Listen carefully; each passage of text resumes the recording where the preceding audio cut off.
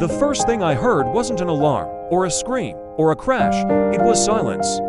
The kind of heavy, expectant silence that presses in on you right after a noise you weren't supposed to hear. And then, a sound so small, so mundane, it was almost worse. A soft asterisk click creak asterisk, like a door settling into its frame. My front door. I sat bolt upright in bed, my heart hammering against my ribs like a trapped bird. Every nerve ending was screaming. I knew, with absolute certainty, that I had locked that door. Double-checked it, turned the deadbolt until my knuckles were white. It was a ritual, a nightly ward against the dark. I strained my ears, listening for footsteps, for breathing, for anything that would give away an intruder. But there was nothing, just that suffocating silence again. My bare feet were cold against the hardwood floor as I crept out of my bedroom.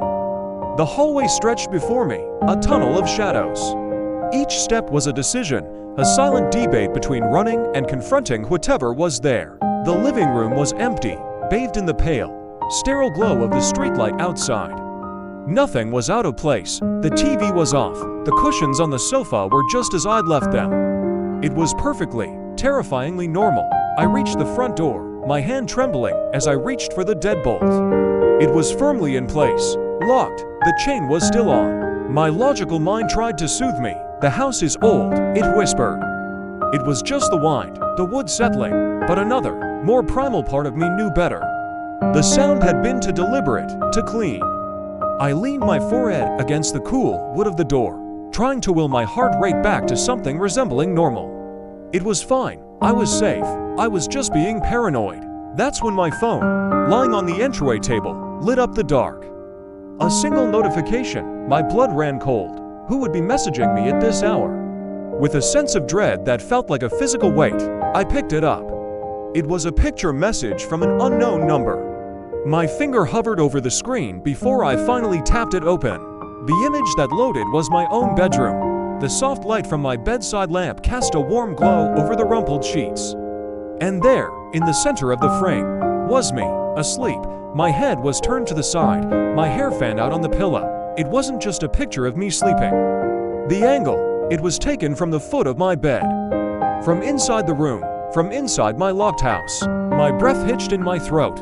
I couldn't tear my eyes away from the screen, from the horrifying intimacy of the photo. Then, a second message buzzed through, appearing right below the picture. Just 6 words, but they shattered my world. Thank you for letting me in. My phone slipped from my numb fingers, clattering onto the floor. Letting you in.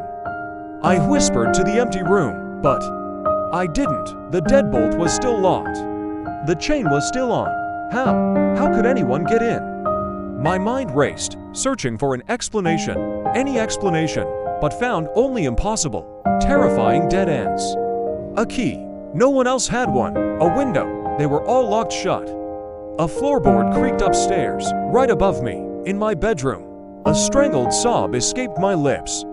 I wasn't alone. I had never been alone. Whoever sent that message, whoever took that picture, they were still here. The house was no longer a sanctuary. It was a cage, and I was locked inside with something that could walk through walls and defy locks. The silence I had heard earlier wasn't the absence of noise. It was the sound of something holding its breath, waiting, and now, it was done waiting. The quiet footsteps began to descend the stairs, one slow, deliberate step at a time, coming for me. Thank you so much for watching. If you enjoyed this story, please hit that like button, and don't forget to subscribe and turn on notifications so you don't miss the next one. Stay safe out there.